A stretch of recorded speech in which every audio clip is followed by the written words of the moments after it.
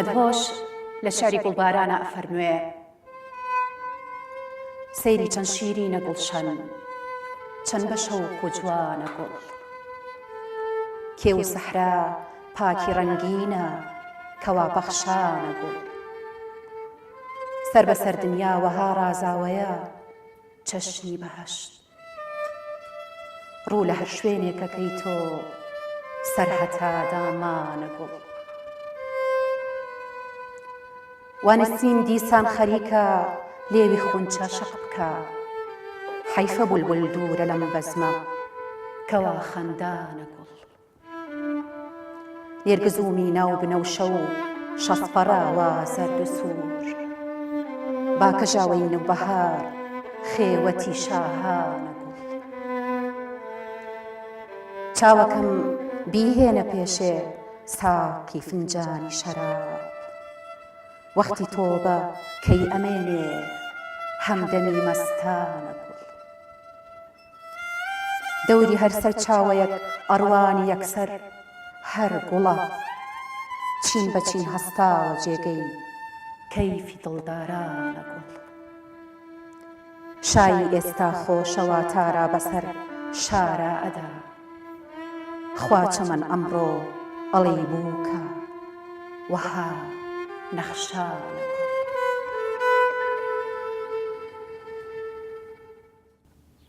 دەمخۆش هەندەخان دەست خۆش بینەرانی خۆشەویست فەرموون لەگەڵ ئەڵقەیەکی نوێی بەرنامەی قەلەندەرخانە ئەڵقەی ئەم جارەمان لێدوانە لەسەر یەکێک لە شاعیرە ناسکەکان شاعیرە عاشقەکانی کورد کە ئەویش ناوی محەممەد عەلی محەممەد ساڵحە کە ناسراوە بە مەدهۆشی شاعیر بۆ ئەم بەرنامەیە مامۆستای نووسەر و شاعیر مامۆستا ئەحمەد حوسێن میوانی بەرنامەکەمانە هەروەها کە محەممەد یاسین بە ئامێریکەمان بەشداریەکە لەگەڵمانە لەم بەرنامەیە بێگومان ئەم بەرنامەیە لەگەڵ هاوکارم خەندەخانە پێشکەشی ئەوەی عەزیزە کرێت مامۆستا گیان بەخێرێیت محەممەد یاسین بێگومان مامۆستا بەڕێستان هاوڕێ و نزیک بوون لە مامۆستا محەممەد عەلی بەدهۆشەوە چوەکو هاوڕێی ژیان چوەکو هاوڕێی ئەدەبیات و شێعر و نووسین هەر لەبەر ئەوەیە حەز ئەەکەم چۆنێتی پەیوەندی خۆت بە مامۆستا محەممەد عەلی بەدهۆشەوە باس بکەیت لەگەڵ ئەو بەشەی ژیانی کە جەنابە شارەزایلی سوپاس بێگومان مامۆستا محەممەد عەلی بەدهۆش یەکێکە لە کەسایەتیەکانی شاری سلێمانی لە چەند بوارێکدا ئەوەی لە شەستەکانەوە بە تاواتی لە فکری بیوەکو جیلی ئێمە بە تاواتی مامۆستا عەلی بەدهۆشی کەوتوتەوە بیر بەهۆی شێعرە تەڕووناسکەکانیەوە ئەمە یەک دووەم بەوەی ئەوەی کەوا بەرگدرویەکی بەناوبانگیش بووە هەم بەرگدروی پیاوان هەم بەرگدروی ژنان تابانەمە بەهرەیەکی نەگە لە پاڵیەکە مامۆستا عەلی بەدهۆش 75 ساڵ بەسەر بەرزانە ژیا بوو بە یەکێک لەوانەی کەوا هەمیشە بەڕێزەوە ناوی ببرێ و بە نەمرێتی بمێنێتەوە لە مێژووی ئەدەبی کوردیە لە ڕووی شێعرەکانیەوە ئەم پیاوە خۆی پێگەیانوە چونکە بە مناڵی باوکی ئەمری خوا ئەکات ئەمێتەوە لای دایکێکی زۆر بلیمەتی ئەبێت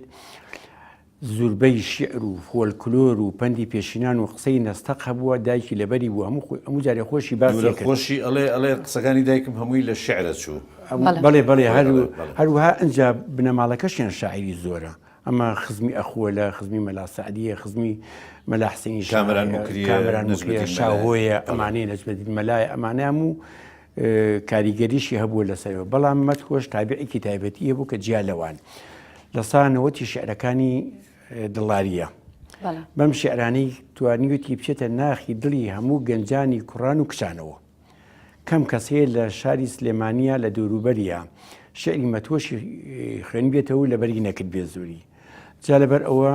ئاڕاستەیەکی تایبەتی هەبوو بێجگەلەوە لە هەموو بوارەکانی شێعردا مەدهۆش لە علمی عروزدا ئاگادار بووە شێعری عروزیشی هەیە شعری پێنج خشتەچی هەیە، شعری چوار خشتەچی هەیە، شعری نامەناردنی هەیە، شعری بۆ مناسبەتەکان بڵێن بۆ بۆنە گرنگەکان وتووە. ئەنجا لەبەر ئەوەی کەوا مرۆڤێکی نیشمان پەروەر بووە، مرۆڤێکی خۆشەویست بۆ لای خەڵکی ساڵی 1948 ئەگیری و زیندانەکرێ، هەروەها لە سەرەتای شەستەکانیشە تووشی زیندان هەر ئەبێت، ئەنجا تووشی نەهامەتی ئەبێت، بەڵام ئەو هەر کۆڕی نەداوە لێرەوە چوە بۆ بەغا لێ ئیشی خۆی کردووە، بەدەم کاری بەرگدوریەتیەوە شعری هۆنیوەتەوە، پەیوەندیەکی زۆر زۆری هەبووە لەگەڵ ئەدیب و نووسەرانی کووردا، هەتاکو و کۆتایی تەمەنیشی بەو شێوەیە مایەمێتی شاعریش زۆر پشتیوانی لێ کردو کە یەکەم شعری بڵاو کردوێتەوە، هەوڵپێش ناوی سەرسام بووە، دوایی کردوێتی مەمەتۆش. بەڵام شێخ سەعید سینعی شادومان ئەوی هەموو جارێ پیرەمێرد پێی و عاشقە ڕووتە. بەس من مامۆستاوەکو لە دیدارێکی کۆنی مەدهۆشە خوێنومەتەوە، ئەڵێ ناوی مەدهۆش لە چێوە هەڵبژار، ئەڵێ لە دوای ئەوەی شعرێکی تایر بەگ هەبوو، تایر بەجی جار خوێنمەوە کە ئەڵێ چەمەن یەکبارە خامۆشە، خرۆشی بولبولان بابێ، دڵم ڕۆمات و مەدهۆشە، خوا فەسڵی گوڵان بابێ. ئەڵێ نازناوی مەدهۆشم لەو شعرەی تایر بەجی. بەڵێ ئەو شعرە زۆر سوارە، تەبەنەوە شابەیتە شعرەکانی تایر بەگی جاف، ئەوەش گەورەیەک بووە مەتۆژە گەڕێتەوە کەوا پەنای بۆ بەیتە بردووە وەریگرتووە، شتێکی جوانی کردووە. بەڵێ ئەگەر کا حەمید ئێستا شارێکمان بۆ بخوێنێتەوە، زۆر سپاس. فەرمو.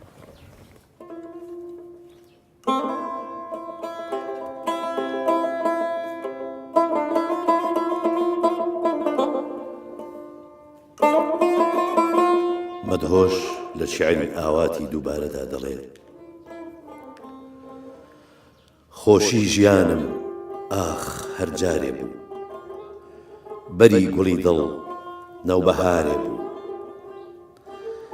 دەست لەسەر ملی گوڵ ڕوخسارێ بوو، شوێنی دڵبازی لالەزارێ بوو، بەدکار نادیار فرسەتکارێ بوو، بەدڵ ئەمڕوانی لە برۆ و چاوی، لە زەردەخەنەی کانی شەکراوی، زولفی سێبەر و کوڵمی هەتاوی، بای باوەشێنی پەرچەمی خاوی، پەروەردەی تاچی کردگارێ بوو، پێچی پرچی خاو هاتبووە کەمەر،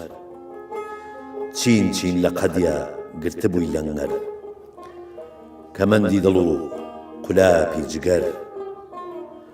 پەخشان لە دەوری باڵای سنەوبەر، ئەگری جێی شۆخ و گوڵ عوزارێ بوو. دەم خۆش کا حەمیدگیان. سپاس. دەست خۆش کار مەحمەد. مامۆستاگیان وەکو ئەزانین کە مەدهۆش توانوویەتی زۆر بە جوانی بە ناوی ڕەگەزی بەرامبەریشەوە شعر بنووسێ و هەستی کچانەش وەکو لە دڵی کچانیشە زۆر شعری بڵاو کردوێتەوە. بەڕێستان بۆ ئەمە چی ئەڵێن؟ ئایا ئەم پێشەنگ بووە لە نووسینی ئەم جۆرە شعرەدا؟ هەموو شاعرێک ناتوانێت وەکو دەروون ناسێک شعر بڵێت. مەتۆش توانیوێتی لەبەر ئەوەی کەوا سەرەتا وتم بەرگدوری پیاوانیش بۆ هیچ ژنانیش بۆ بە سەرکەوتووی. لەبەر ئەوە کارگەیەکی بەرگدورینی هەبوو لە سەعەتا کۆیی.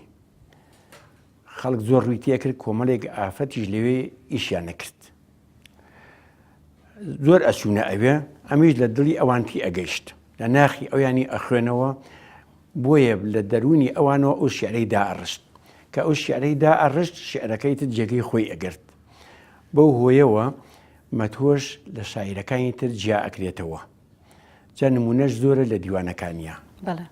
بۆ پێیە. مامۆستا لەسەر ئەم بابەتەی کە خەندەخان باسی کرد کە توانیوێتی بە زمانی کوڕان و کچان و هەتا لە تەمەنێکی کە تەمەنیشی بڵێن بەرەو پیریش ڕۆشتووە هەر بە ڕۆحێتی گەنجێکەوە مەدهۆش شێعری نووسیوە. یعنی هیچ هەست نەکردو ئەم شاعیرە چۆتە تەمەنەوە. شێعرەکانی پیر نەبوون. محەممەدی مەلاکەریم لە پێشەکی یانەی دڵانە ئەڵێ ئەگەر بژێوی ژیان و سەختی ژیان ڕێی لە مەدهۆش نەگرتایە، شاعیرێکە بوو ئەتوانم بڵێم چونکە چۆن نزار قەبانی لە عەرەبە توانیوێتی بە زمانی کوڕ و کچەوە شعر بنووسێ کە ئەمە لە کووردا من وابزە پێم وایە مەدهۆش پێشەنگە زۆر ڕاست ئەگەر مەزانی هەبووی ئەڵێ هەر بە هەمان شێوە ئەیتوانی بەرەو ینی گەورەتریش بێت لە نزار قەبانی لەم بواری شعر نووسینە ئەمە بۆ شوێنێکی ڕاستە زۆر قسەی مامۆستا محەممەدی بەلاکەریمە. من پێم خۆشە شعری ئەبێ چی بێ بخوێنمەوە گەر کاک محەممەد هاوکارم بێ.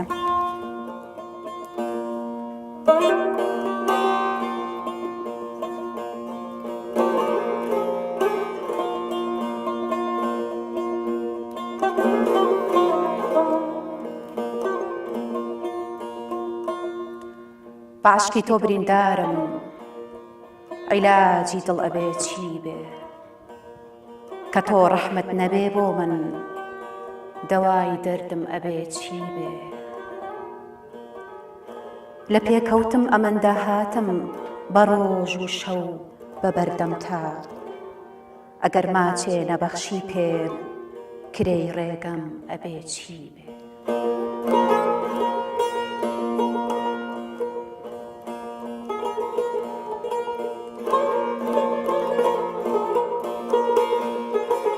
لە بازاری حەقیقەتدا گەلێ چاو دڵم گێڕا کە بۆ یارم بەرەمدیاری لە ڕۆح زیاتر ئەبێ چی بێ لە ناو باغ و چەمەندا سەیری گوڵزاری بەهارم کرد بە غەیری ڕووی گوڵی یارم لە گوڵ جوانتر ئەبێ چی بێ لەسەر جێگە و لە بەزم و کەیف و مەستی تۆم لەبیر ناچێ بە ساڵێ جارێ یادی من لە دڵتا بێ ئەبێ چی بێ بەڵێ بۆ سەوکەناری جاری جارانم لە بیر ماوە کە ئێستەش من لە تۆ دوورم بڵێ چارەم ئەبێ چی بێ. مامۆستا بە بینە سەر هەندێک لایەنی تری ژیانی مەدهۆش وەکو نووسین وەکو ئەدەبیات کە هەندێک چیرۆکیشی نووسیوە مەدهۆش پێم وایە چیرۆکی ئەوەی چیرۆکی سەرگۆڵ نەریمانچی لێ هات چیرۆکی ئاوات بەڵێ ئەنی کۆمەڵێک چیرۆکی ئاوایە دڵ و گەڵ هەندێک ڕای جەنابە لەسەر شێوەی چیرۆکەکانی ینی ئایا هەر لەو بڵین هەر لەو جیهانەی شعرەکانی ئەسوڕێتەوە ینی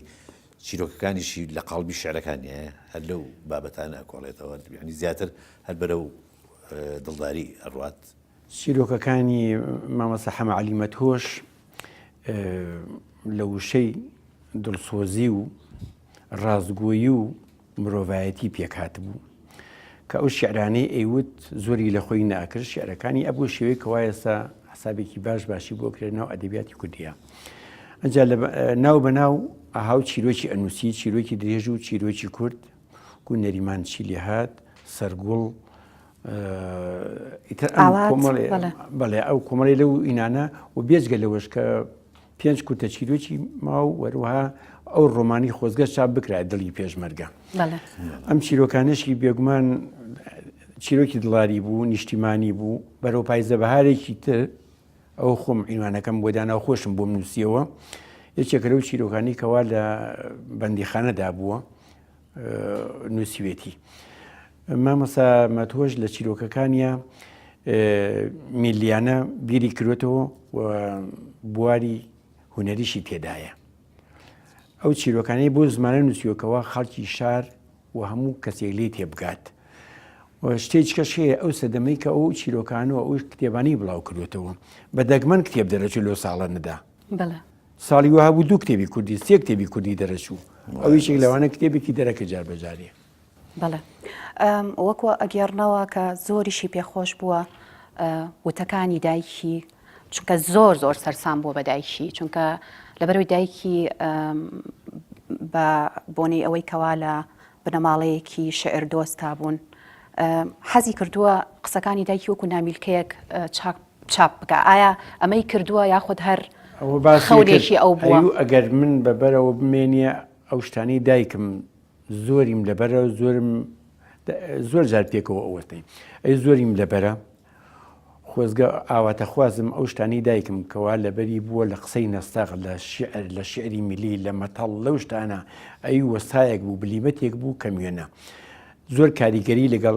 لەسەرمە بۆ کە من باوکم مردووە باوک مردویم پێوە دیار نەبوو بەوەی دایکمەوەن پێگەیشتوم پێکمان خستێتی حجرە قوتابخانەی زانستی و چی ئەمانە تاوکو پێگەیشتووە لە تەمەنی 6 ساڵیشەوە دەستی بە کارکردن کردووە شتی فرۆشتووە یا هاوکاری جۆرەها ئیشی کردووە بەڵێ تر هەر خەریک بووە بەڵێ ئەگەر خەندەخان ئەو شعرەی ماوەسان دۆشتان بە بەڵێ کە کاک ناسڕیش کردوێتی بە گۆرانی بەڵێ کاک محەممەد هاوکارم بێ بەڵێ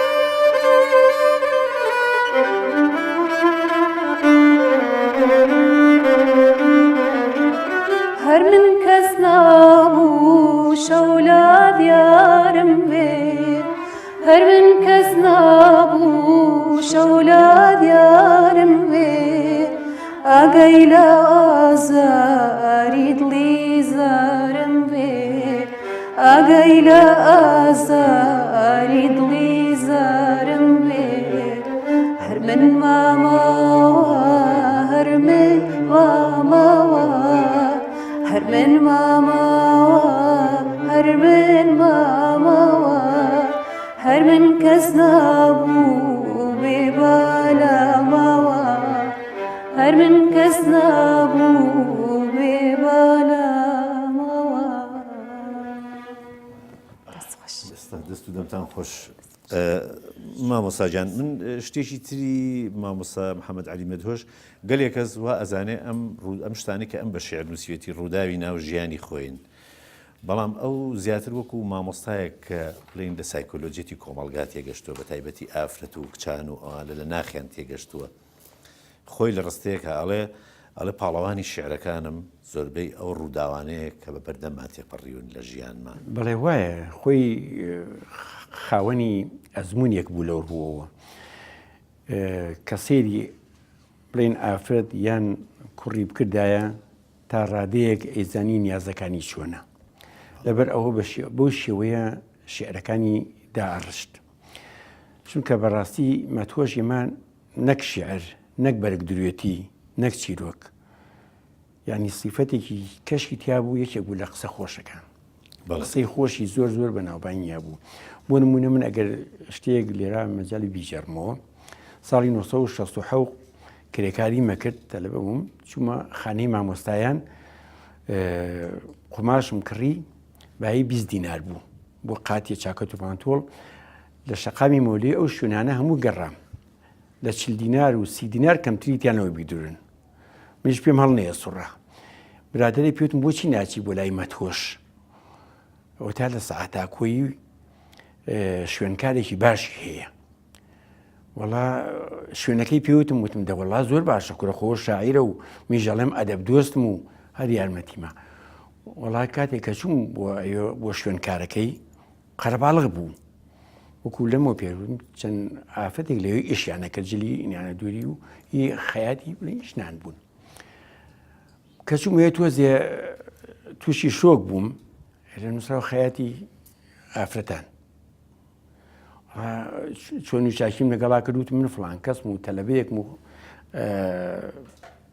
کرێکاریەکەم و ئەم قماشەم کردەوە چوومەتە خانەی مامۆستایان ئەی بەمە هەر دوکانێک گەڵێ بە 40 دینار و بە 30 دینار کەمتر نایدورن قاتێ بۆ تۆ ئیتر تۆ بەچەند بۆ مەدووتی وەڵڵاهی تۆ یاخوا بەخێر بێت تۆرە دانیشە هەمووی بە قوڵاق بوون جەما وتی من سوپاسی ئەو خۆیاکەم کە تۆ هاتی بۆ من تاکو ئێستا خەڵک ویانزانی ژنانیم بەڵام بەهۆی تۆ بووم بە پیاوانی ئەنجا من بە 15 دینار شتێکی ئەوایی بۆتە دوورم وتم بەسەرێکەوە نیمە وتی چ کاتی هەوو بوو مش ئەوایی تر بەرەبەرە لای قاتەکەی بۆ دیمش ناوبەناو پارەکەم بوو ئەبردووە تاوکەتەوەی کرد جا لەبەرە ئەمنە نەفس بەرز بوو ئەمەنە دڵسۆز و ئەمنە ڕاستگۆ بوو ئەوەی لەگەڵیا بدوایە حەزێک کرد دامی خۆ لەگەڵیا بوایە هەمیشە باسی کۆمەڵی شاعریشە کرد عەلی عارفاغا عەلی کەمال باپیر گۆرانی مەزن زۆر زۆر ئەین تێکەڵیان هەبوو شعر و ئەوانیان بۆ یەکتر نووسی خۆی بێگومان کاریگەری شاعیرەکانی لەسەر بووە مەدهۆش شاعرانی تر بەڵام ئەتوانم بڵێم تایبەتمەندی لە ژیانی مەدهۆشە ئەوەیە کە هیچ شاعریشتر لە کووردا بە زمانی کچانەوە شعری نەنووسیوە ئەو دیوانێکی هەیە کچان لە ناخی ئەوانەوە شعرەکانی بەڵێ بێگومان ئێمە چەند لەسەر مەدهۆش قسە بکەین زیاتر هەڵەگرێت لەبەر ئەو هەموو بەرهەمە بە پێزی کە هەیەی دواشتی تۆ کە حەز ئەەکەی بۆ لە سەر مامۆستا مەدهۆش باسی کەی چییە ئایا چ شتێکی خۆتە مەدهۆش ئەو مرۆڤە مەزنەیە لە دڵی هەموومانە جێی بۆتەوە و ئەو یادەی هەمیشە زین و ئەبێتەوە چونکە وشەکانی زیندون خۆشی زیندووە ساڵی 1992 بوو لەو کاتانە بوو لە پۆلا بووم کچێکی لێبوو کتێبێکم بەدەستەوە بوو وتی پرسیارە وشتم لێکرد زۆر پاکوخایان و زیرەک بوو ئەوانە پۆلیسی ئەوە بوو وتم تۆ کچی شیت وتی وەڵا مامۆستا من باپیرم شاعیرە وتم چییە وتی ناوی مەدهۆشە وتم لەکوێ وتی لە بەغایە نەخۆشە وتم ئاقڵ گیان ئەگەر کاغەزێکە بەمێ بۆی ئەنێری وتی بە من ناوم سۆزە ئازادە بە باوک مەڵێم بۆی بنێریە منیش کاغەزێکم بە شیعر بۆ نووسی بۆ ڕۆژانی داهاتوو بۆم نووسی کە گەیشتە دەستی بەو نەخۆشی وەڵای میامەوە کاغەزەکە وەکو لە بەرزپشانی جەنابتانم ماوە اینجا ئەگەر مەجال هەبی هەردیشی بخوێنمەوە مامۆستا حەزەکەین لە هەر شعرێ ئەگەر بەشێکیمان پێشکەش بکەی سوپاس دەکەین ئەمە نامەی منە بۆ مامۆستا مەدهۆش ئەی پەپولەی هاوڕێی گوڵ گوتکەرەوەی هەڵاڵە بەو گەردە ناسکانە بچنە پۆی ئەم خەیاڵە لە هەر بڕێ گوڵێکی گەش و بوون خۆشم دەوێ تا چەپک و نامە و سروە لە لای هەز ڕێک بکەوێ ئەم کاروانی سەرنجەم بە شوێنەیی و بەڕووی خۆش بارگە لە هیچ لا ناخات تا دەگاتە لای مەدهۆش لە باتی من پێی بڵێ ئەی شاعری بلیمەت شعری تەڕ و پاراوت بایەقدارن بێ منەت تۆی هەڵکەوتوو دەرکەوتوو وردی سەر زمانانی خاوەنی سێ دڵانی کچ و کوڕ و پیرانی لەو دەمەدا کچ و کوڕ ژوان دەگرن بە گەرمی چەند بە شعری تۆ دەڵێن بۆ مەبەستی دڵنەرمی پێز و بەرهەم و ڕێز ناو پێز و بەرهەم ڕێز و ناو سروشت کە پێی ببەخشیوی لەگەڵ تەمەنی گەلدا هەر دەژیر هەردوو دیوی خامەی بەندەش ئەمەندە بڕی کرد لە چاکی تۆ هەتا مردن بەختیارە لە وەفا و لە پاچی تۆ دەمخۆش دەستخۆش مامۆستایان سپاسانەکەم هیوادارم بەردەمەکەتان بەردەوام بێ زۆر سپاس ئازیزان بەم جۆرە هاتینە کۆتایی بەرنامەی قەلەندەرخانە کە ئەمڕۆ باسی شاعری گەورە مەدهۆشمان کرد ئەبەوێ دووبارە سپاسی مامۆستا ئەحمەد حسێن بکەم و سپاسی کاک محەممەد یاسین بکەم بەخێر بێن و بە گۆرانی پاکانە کە هاوکارم کە حەمیدبانی بۆمان ئەڵێ کۆتایی بە بەرنامەکە بەر لەوەی گۆرانێکە بڵێم حەزەکەم ئیشارەت بۆ بەم کە ئەم گۆرانی ئاواز و وتنی هونەرمەندی خوا خۆش بوو کاکە ئازاد مەولود بوو و هەر بە ئەم گۆرانەی پێشکەشە بە یادی ئەو هونەرمەندە خۆشەویستەش.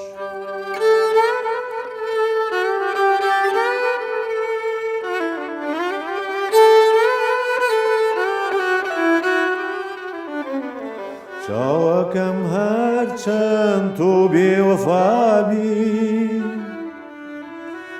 زۆر جار بۆ دڵم مایەی جەفابی چاوەکەم هەرچەند تۆ بێوەفابی زۆر جار بۆ دڵم مایەی جەفابی سەرڕای چاکەش تۆ هەر من ناناسی وا بەجێم دێڵی زۆر بە کەساسی سەرڕای چاکەش تۆ هەر من ناناسی وا بەجێم دێڵی زۆر بە کەساسی ئێستاش من لەسەر مەیلی جارانم خۆم بە ملکەچی پەیمانەزانم